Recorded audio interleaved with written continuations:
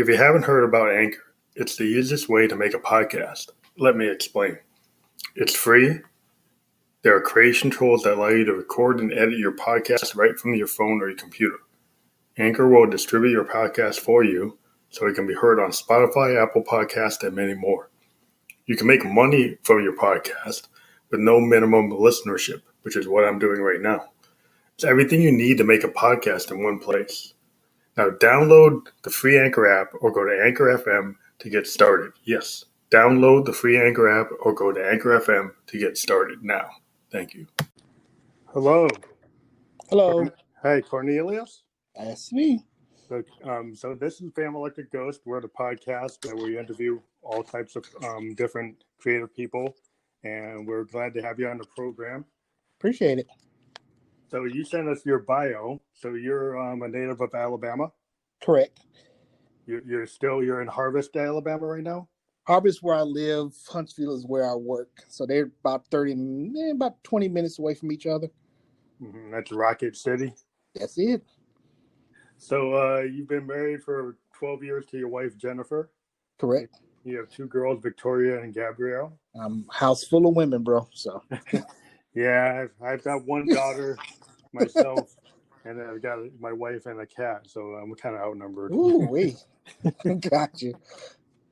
So you're a foodie. You've got a YouTube and Instagram cooking show you call RecipeJoes, right? Yes, that's the name of it. So how long have you been doing the YouTube show? I've been doing since the inception of the thing. It's been 2 years, but it's really been starting up this year where I've really gone delving deeper into turning into a full-fledged business. So I'm in the process right now of getting it turned into an LLC and using it along with some other business owners to try to start something here in North Alabama with the food community. That's awesome. So how did you get interested in actually, taking what you're doing as a foodie and bringing it onto the net? What made you feel like you wanted to do that? Mainly because I remember seeing so many times I've been watching cooking shows since I was little. Mm-hmm. So I would always watch and critique all the time. And I remember one day I was at work and I work at a TV station here locally, and Diners, Drive-Ins, and Dives was on. Mm-hmm. And we was talking about how good the food looks. And I looked at it and I was like, I could do his job. Seriously. And they're like, yeah, you probably could. And that was really start the gears in my head turning of, you know what? Why not me? So I might throw my head to the arena and go for it. So that's basically what I'm working towards. And as I've been going towards this goal, I've been meeting so many different contacts who love the idea or willing to help. So I'm just going to keep walking this thing forward and see where it goes. So do you do everything like in a studio or your home? Or how do you do the show? I do the show out of my house. Mm-hmm. So literally turn my kitchen into a studio. Put in a backsplash, got some lights. My camera, literally my phone, my iPhone 11, and arm and all that good stuff, and just started building things piece by piece until I got something to where I feel like I can do a show from start to finish and be happy with the product. From that point, it's just a matter of icing on the cake of learning more, getting better at my photography, my cinematography, things of that nature, to where as I'm going to, get more and more professional, then I can take that to businesses and be like, look, I can do this for you too. Let's talk. So that's sort of my pitch for the whole thing. And you are working with national brands, Buzzy Wax and Snap Pack? Correct. And some local brands in your local area, right? Yes. Local brands in my area, a lot of food trucks like I Love Bacon is a local one here. Literally, their truck is about bacon, like from bacon ice cream to truffle, this like truffle bacon fries thing they got going on. I mean, it's just incredible. It's so good. But things of that nature. Well, I really try to get in there and get with smaller businesses that might not have, a gigantic budget for marketing, but if your food's good, it speaks for you. I'm just trying to get myself out there to be able to show, hey, this person is here. Let's pay attention to them too, because they got really good food. Because you don't necessarily have to be a gigantic chain for your food to be good. Mm-hmm. I would go so far as to say the local stuff, mom and pops thing, have some of the best food out there. So it's definitely something to look out for. So when you put together your show, is it about you preparing the food or presenting the food from some of these companies or businesses? Mainly, well, pretty much both. Initially, what I'm doing is sharing recipes that I like. I go on Pinterest and go sort of food diving for recipes, cooking for my family because I'm the main cook at my house. Mm-hmm. So I go there looking for different recipes, and I look more of a spin on trying to find recipes that are good, but at the same time, sometimes that are quick. Mm-hmm. And this leads me to segue into sort of what I say on my Instagram account of helping working moms and people like that who want to get a really good meal out. But sometimes you don't have time to make a pasta dish where you're making your own marinara sauce from scratch. I don't have time for all that. Tell me if I can get me some pasta sauce, get some pasta, and I have some chicken. Can I put this thing together and make something that's good? That's my wheelhouse. Yeah. So it's kind of like a hack to do a hack that actually tastes good. Exactly. Yeah, because I see on your Instagram, you help busy moms and self-made cooks by showing them how to create good food. Exactly. So that's your pitch, and is that you have the keywords of amazing food, passion, and discovery. So that's cool. I mean, I think that's really interesting that that you're doing this, because I usually interview musicians and artists and people who are actors and things, but I've been branching out into other creative forms, and YouTube and the cooking channel and all these different networks. That what you're doing is a whole nother area that I'm just starting to branch into in terms of like talking to people like yourself. Nice. I'm glad that we was able to connect with one another, and I'm one of the first ones that you talked to. I think it's really cool because I think today, a lot of people have to find a way to make, make their own businesses. And, given what the coronavirus is, like people being able to do something out of their own home.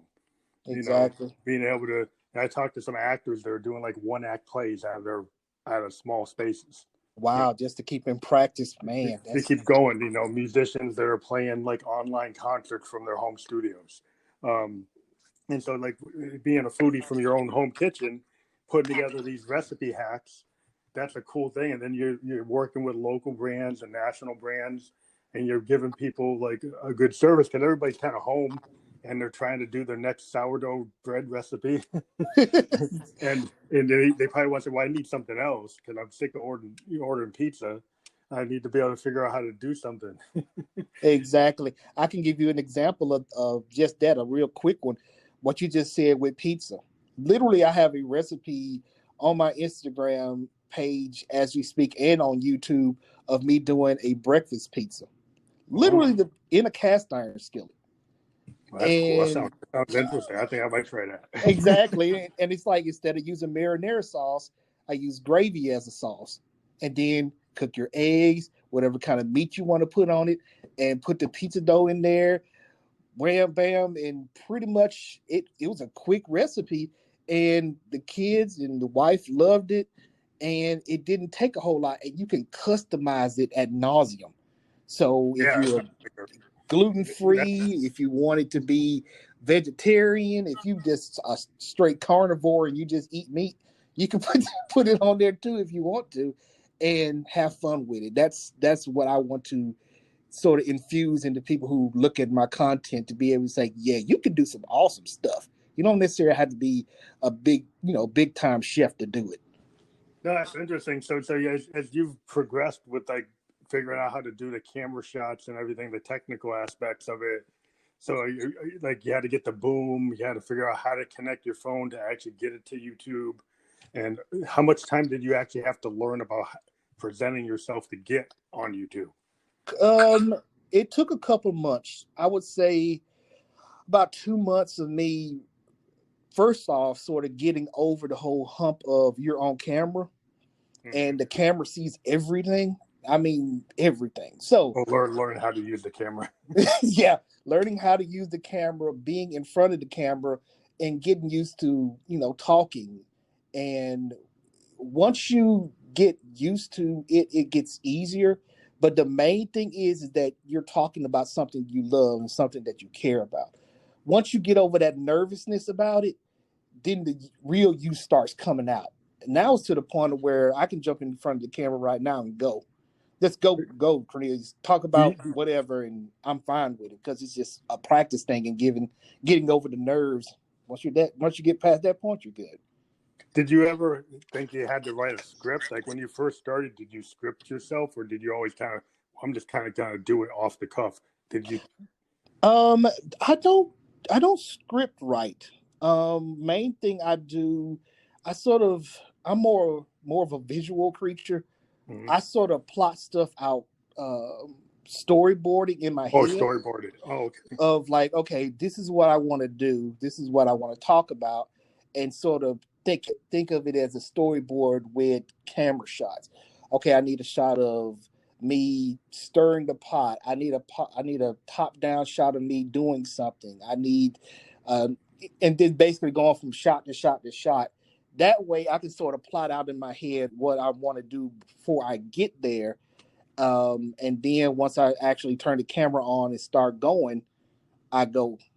Might take a couple of takes, but at the same time, again, it's practice. More practice, the better you get. So your programs on YouTube, are they like live, or do you actually put together a show and then upload it? I put together a show and upload it. I cut it, edit, add different graphical elements to it, lower thirds, all kinds of those things, and then upload it to YouTube where I want to make it sort of a little bit more polished. Almost like if you was watching a newscast, but it was food instead of news. That's basically what I'm sort of building it as. So I can have sidebars where I can talk to you about things. If I'm, I don't care if I was just sitting there talking about cooking eggs. In the sidebar, I could say, you might want to add a teaspoon of milk to your eggs because that will make it a little bit more fluffy as you're cooking. Things of that nature, and be able to drop knowledge as I'm going through, showing you what I'm doing to give you more content, more things to look at, more things to see as you're going through one of my videos. That's interesting. So you said you actually work in TV, right? Correct.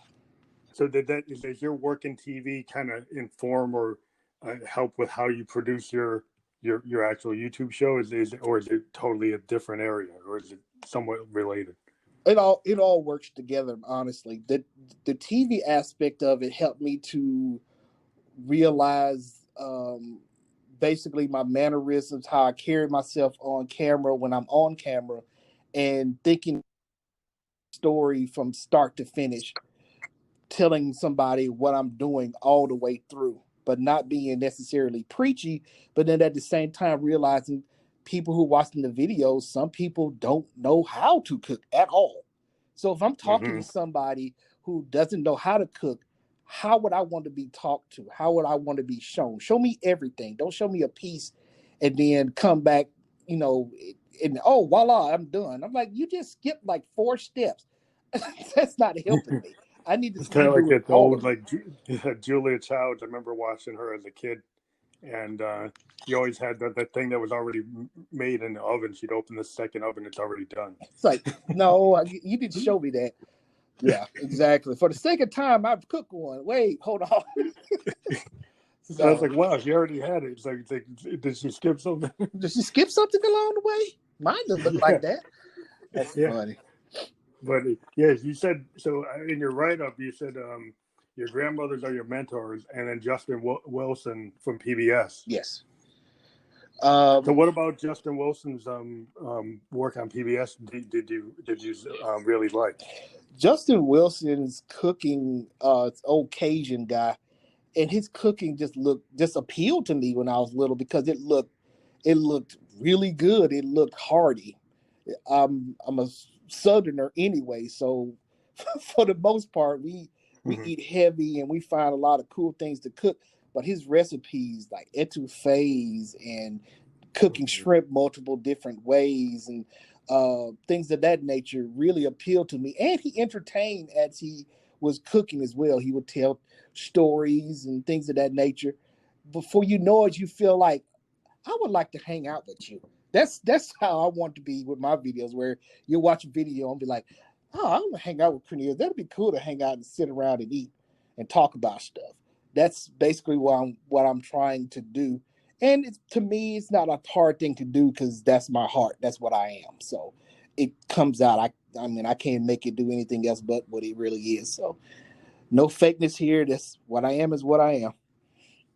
Well, I think it's really what's interesting about like Foodie and like Food Network and shows like what you're doing on YouTube and Instagram is it's entertainment, and you could be bringing in a whole audience that they aren't cooks, or they aren't people that would normally watch a cooking show, but they kind of key on your personality. Exactly. It's like typical in the YouTube kind of era, people will go, watch the gamer YouTubers because of their personality. They're basically entertainers that happen to be like video game guys, but sometimes people watch them because of the way they're kind of like actors. Exactly. Maybe not kind of, but they are. They're entertainers. And so I think part of it is the entertaining aspect, and then what the topic you're working on, from cars to video games to whatever you're doing as a YouTuber, and you're dealing with food. So do you feel like do you have to bring in some kind of entertainment or acting techniques into what you're doing, or you just kind of just feel that you've got the flow because you're passionate about what you do?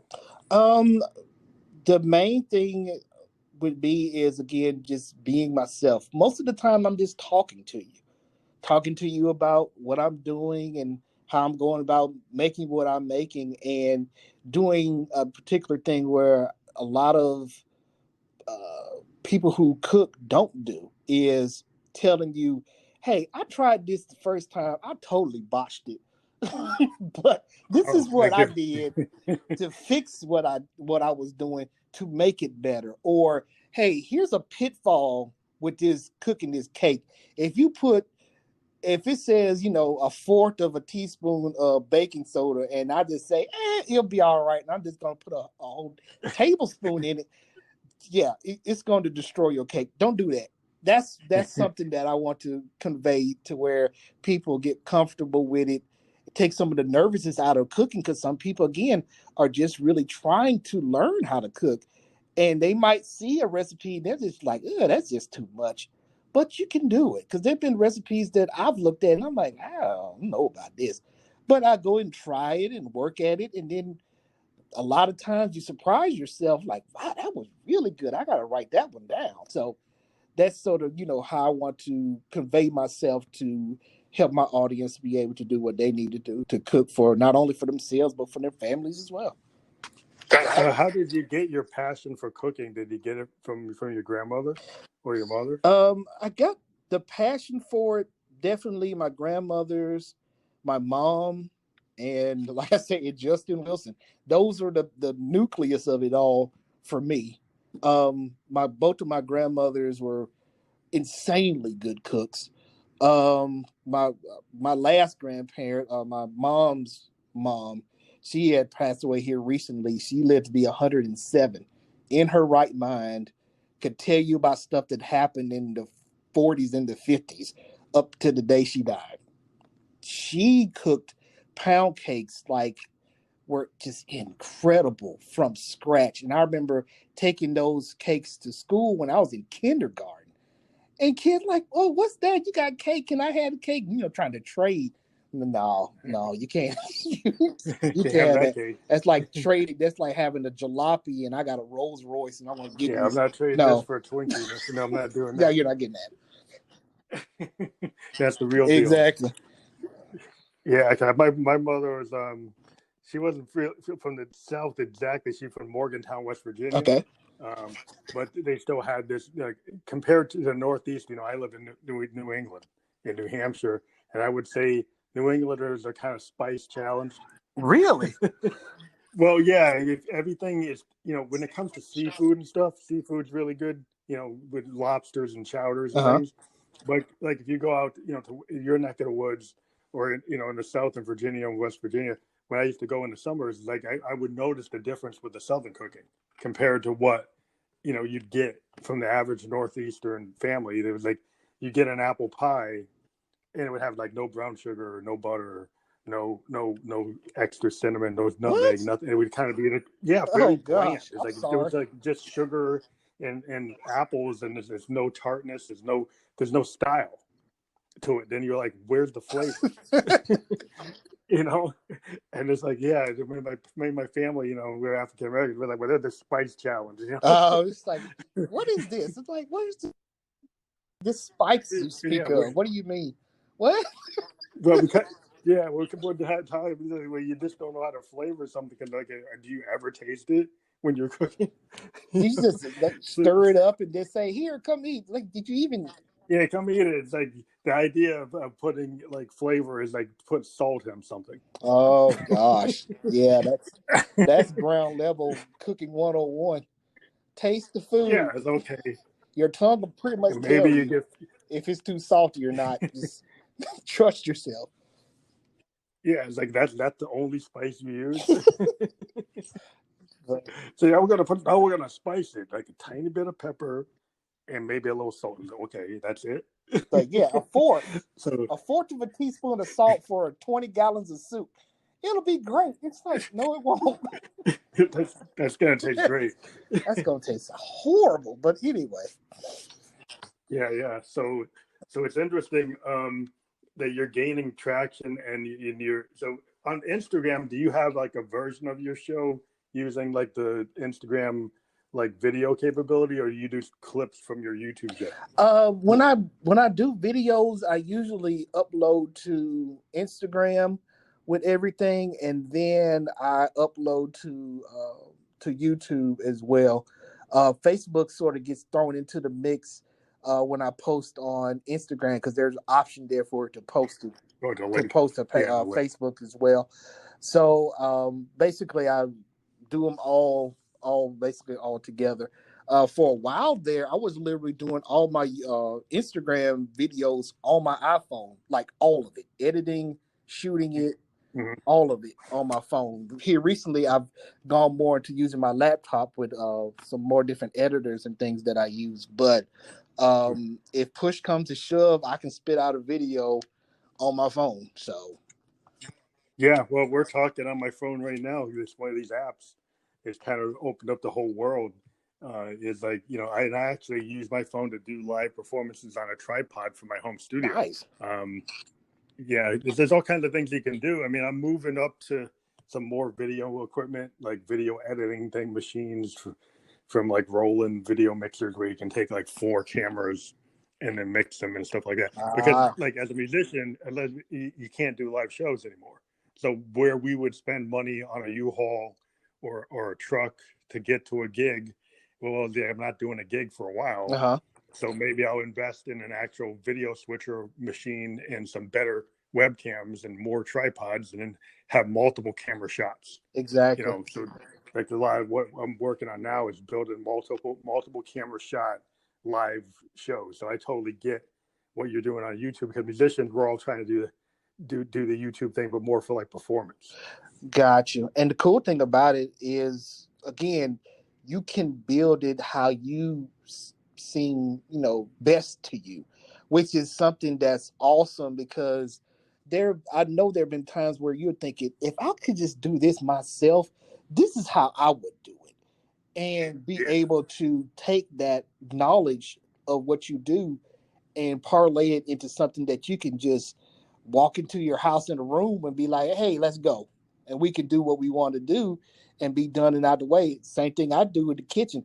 Hey, guess what I'm about to do? Wash my dishes, push my stuff to the side, set my camera up, turn on my lights. I'm about to do a video, because this is what I've already planned I'm going to do. Let's go.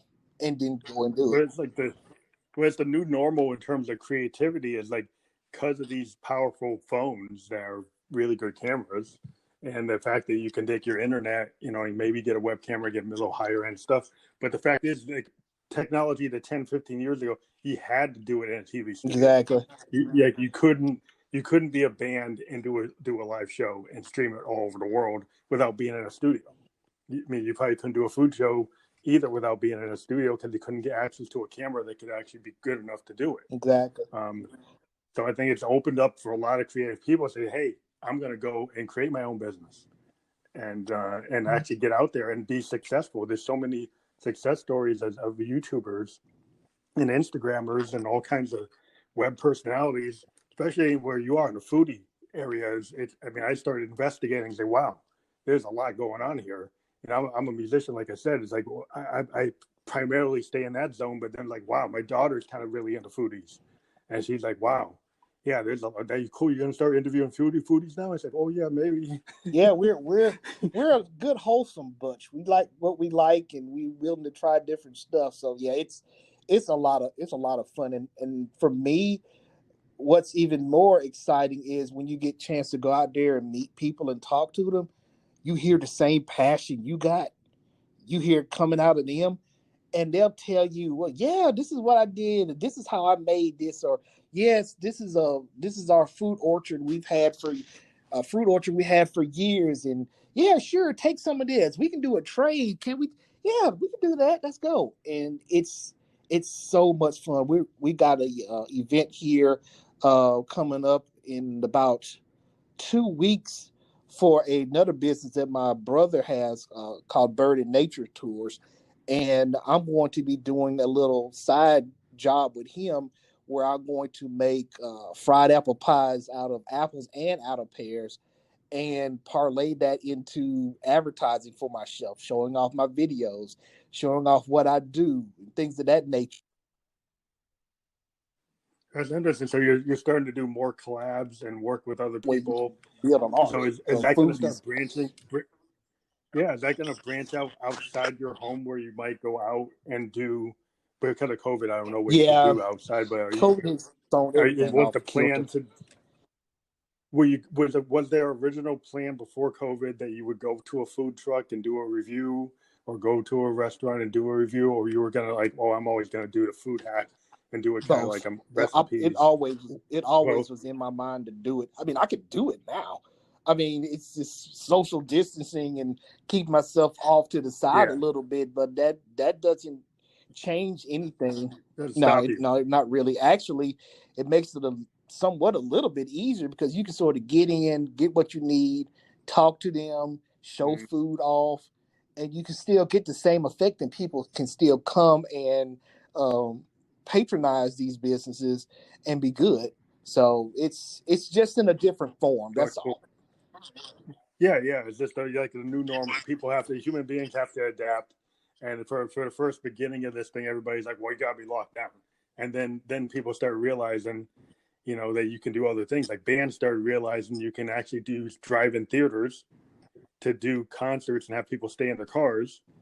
And, in California and places, they're actually getting bands to do stuff like that so they can actually still do shows. Nice. Because they get people to be socially distant in their cars, and it's like repurpose a drive-in and turn it into a music venue. So people are starting to get creative. And so I think human beings will always take the adversity and figure out a way to get around it. Exactly. So that's cool. So you're working on collabs. You're trying to push your network. You're building up like a lot of different people. And you're actually building up a network of what you could say is different people build collectives. Like in music industry, there are bands that will tie together and like have a hip hop collective. Do you guys have foodie collective? That is one thing that I want to make. The main thing right now for me is, again, collaborating and growing myself to when I get to a point of where I can do more. But at the same time, you don't let that be the necessary thing that drives you, because with Buzzy Wax and Snap Pack and stuff, those collaborations came about, and I was sitting at like 300 something subscribers on Instagram, and they found me.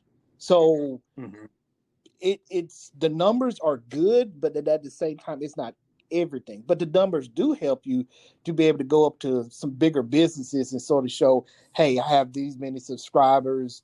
They're not just here because, a viral thing. They're here because they want to hang out with me. So if I come to my people with a product, or I'm talking about a food truck or whatever, they believe when I'm telling me that Cornelius is not going to tell me this restaurant is good and it's crap, and I'm not.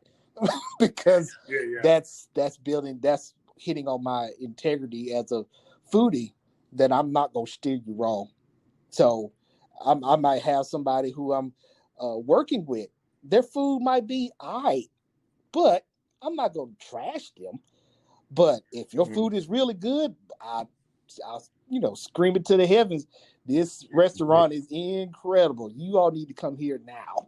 That kind of thing. And it helps everybody I think if you're an influence market, if you're into influencing, you have to have that credibility. That you don't want to be just taking every pitch that everybody sends you and just looking at it from the dollar perspective. You got to like believe in it. Exactly. Because that's as a podcaster, we get opportunities to be influencers, and so we get all these people coming together, sending us products out of the woodwork, and you're like, "Wow, this one's not really hitting it." He's like, "Yeah, I can't really say." So I'm not going to pitch this to my audience because it's like this isn't working. That's not going to take everything they send me. I'm not going to okay. No, I don't think so. This one don't work, so I'm not doing it. Exactly.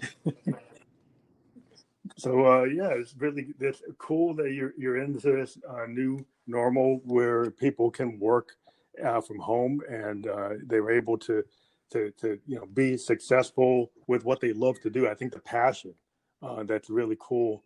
That when I talk to creative people in any endeavor on my podcast, you always feel the passion that people have about what they're doing. And I think that's what gets me excited as a podcaster when I talk to somebody is about why they do what they do. So how do you feel about the future or what you're doing? Do you feel you're going to be able to really do this as like a primary thing that you do in your work? The main thing is that you shoot for the stars. Always shoot as far off as you can go.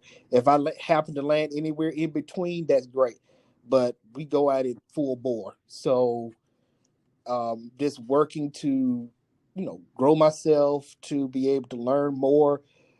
Got photography books that I'm reading right now, learning my editor more. It's all about trying to strengthen yourself to get yourself to be the best you can be. And again, when you being yourself, nobody has to tell you how to be you. I don't need to ask you, how do you be Cornelius? I know me. I live with me. So if I do that and I convey myself, nobody can beat me. Not Guy Fieri, not Alton Brown, not nobody. I'm me. So I bring a whole new thing to the mix that they can't. That's what I wanted to convey to them, to my viewership, is that you can do the exact same thing. I think there's like a parallel in the music industry. There's a lot of people get into music, and it's like, do they have like an authentic self? Are they the next like James Brown, or the next Prince, next Beyonce? And then you got people that kind of clone people, right? And then it's always, to me, it's like the originators, like a guy like James Brown, a Stevie Wonder. You know that's the talent, right? And then you have people kind of in the zone, but maybe not really there, and you're like, okay, but it's like, do you have the heart in it? Because when you see somebody's like a pure musician, it's like that's because that's living. It's what they are. Like a Prince. Yeah, Prince. I mean, he was the purest form of a musician since like James Brown. He's like, that's what he was. He's like, that's all he did. And so when you can be that, you don't have to be like a lot of artists. Like, how many people will try to clone Beyonce or try to clone some other star, and it's like, where's your authentic self? So I think that's really cool that when you talk about your authentic self, that's kind of like really your brand is you. Exactly. Yeah, that's I had thought about it like that. That is true. Your brand is you. You was born with your brand. The question is taking your brand and being able to put it in a position to be seen, to be heard, to be looked at, to be considered. Now it's like, wow, this person was like this the whole time. Yep, they just needed an avenue to show themselves off. And from that point, you can skyrocket off into all kinds of different things. Yeah, I think it's like I think as artists, people have to believe in themselves as creators, and some people like sometimes there's some self doubts here and there. But I think a lot of times when you get into the art or the creative power that you're into, right, it just becomes like you get in that zone. Like when you start doing your show, you've kind of talked to me about like I'm on myself, I just can do it, and the musicians will kind of tell you like when they're on stage they kind of just fall into it, and they're not overthinking. They're not thinking about the next couple of bars. They just know it, right? They just feel it, and I think it seems like the same thing with you. Like you know what you love, and you just express it, and it's not hard. Exactly. Yeah, you made me think about. I watched a interview on YouTube where a guy was interviewing BB King, and there was playing chords and stuff on his guitar, and he was like, "Okay, when you do this, what do you do?" And he literally stopped you. He was like, "Huh, let me think about what I do." And I'm looking at him like one of the greatest blues guitarists of all time. Literally doesn't know exactly what his fingers are doing when he's playing. I was like, what? Yeah. How do you, he just feels it. He way he closes his eyes and his mouth will move, and it's like he's feeling it out. It's like, what are you feeling in yourself where you're doing this and translating it, and you watch his hands, and this is like, oh my gosh, what are you? That's what we're trying to get as entertainers, as creators, where you can watch a video of mine, or we can listen to music of yours and be like, what is he? He just does that naturally. He just makes me feel like he's just doing this, off the top of his head, but you worked at it. But that's the art form. Yeah, I think what happens as an artist, right? Musicians, they spend years and years building that muscle memory. Like an athlete, they can sit there and hit the jump shot, hit the 3-pointer, right? It's all the years that you put into it, and then it becomes feel. And like with a black artist, we'll say that, well, that's the blues, that's the soul, that's the jazz. You talk to a jazz artist like a Coltrane, I mean, he just felt that. I mean, he had the technical capability. You get a guy like Davis or Coltrane, but they once they had that skill set, they could just go anywhere, and it really felt like it depends on what they felt like in that night or where their heads at, and it's going to be about more like heart and soul and expression. And some people don't get that. They want to get really technical and say, well, why are you doing it? Like, well, when it's art, it's kind of hard to describe. Exactly. It's hard to describe it. But that's what makes it good, when you can just feel it and see it or hear it. And then you can walk away from that experience and you just be like, you know what, that was worth every Yeah, I think that people want to see like an actor or an entertainer. They want to feel like they're having a good time. Like if you look at an entertainer and it doesn't look like they're happy doing what they're doing, then the audience isn't going to really get the vibe of that either, unless you're trying to be an actor playing like an odd role where you're playing that on purpose. But like it seems like if you've got that excitement as an entertainer, as a YouTuber, and I think your audience will feel it from you, and the energy. It's like an energy thing, and if you've got that energy, then the people are going to come to you because you're making them feel exactly good. So yeah, you had this motto. You say, we do what we do for the love of food, and I think that's what you believe in. So that's why you're doing what you're doing. Yeah, it's got to come from your heart, and it has to be something that you're passionate about. That you can be like, you know what, that was good. It's again, almost like you had said with music. You can walk away from doing a show or listen to somebody play, and you can walk away from be like, you know what, that was good. Or you can walk away from a really good meal, and you building memories. You remember that meal. I know there have been times in your life where your parents or your grandmother or grandfather cooked or made something for you. You can about smell it and taste it right now. It's been years. That stuff gets filed away. And those things are really, really good memories that to hold on to in all kinds of different times. in the times we're in now, where everything is seemingly on his head, it's something to be able to think about and be like, man, you remember that? Yeah, man, that was good.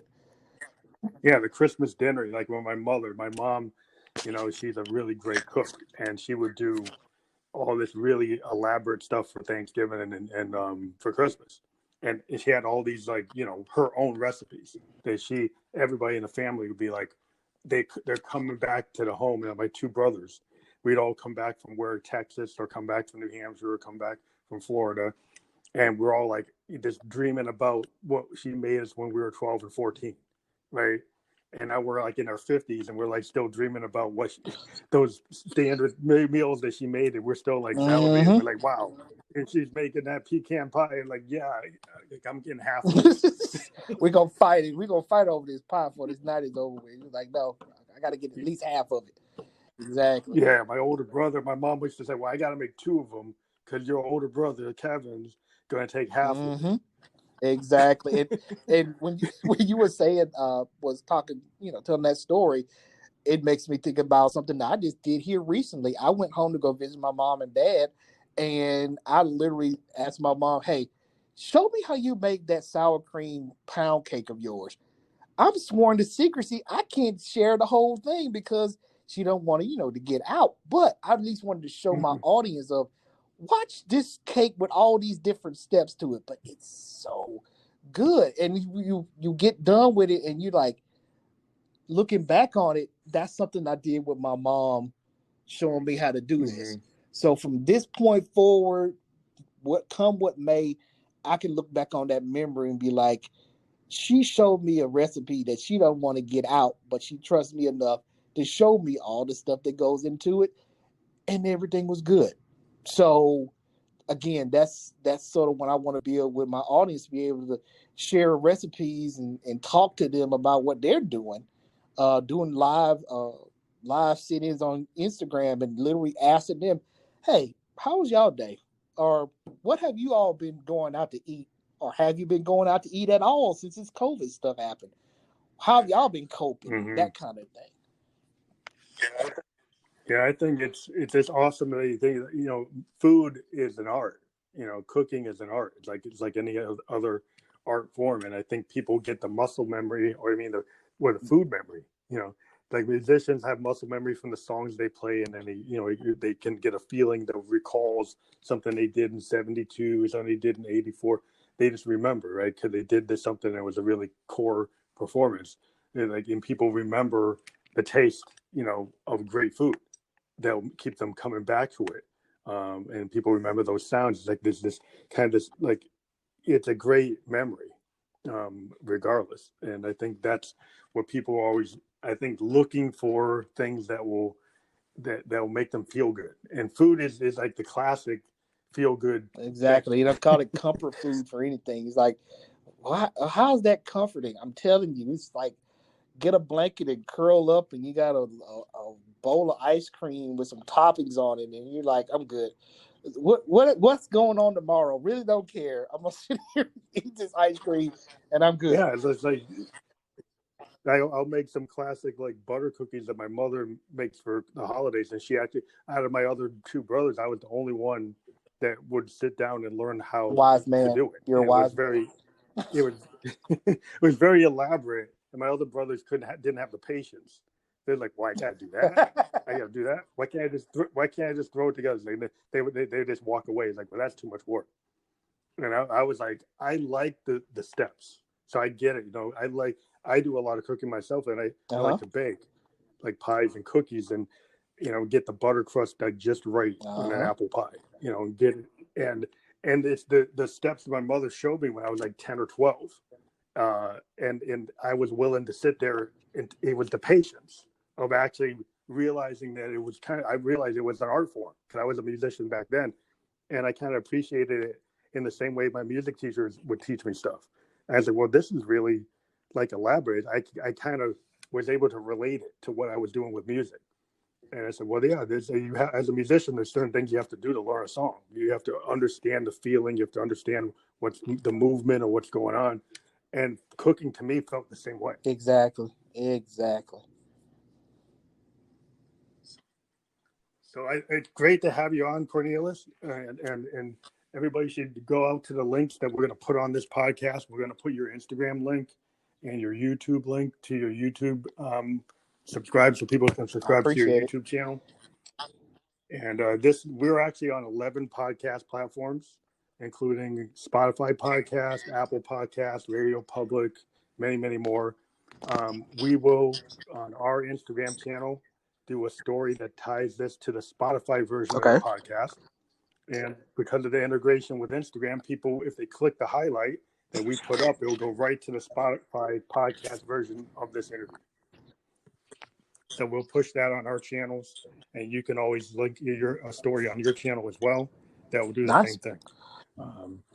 And we'll publish within the next hour. It takes a little while for this to get put together, but it'll go out. We'll send you the top 3 links: the Apple link, the Anchor link, and cool. Spotify. And I'll like to post it on my stuff and get it out there as well. If there's anything else that I can do to help out or be a guest again or bounce an idea off of, I'm here.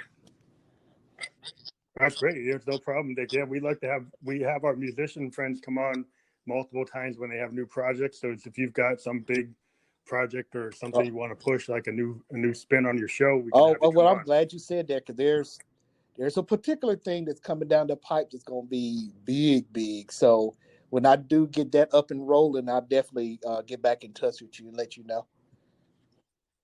Okay, great.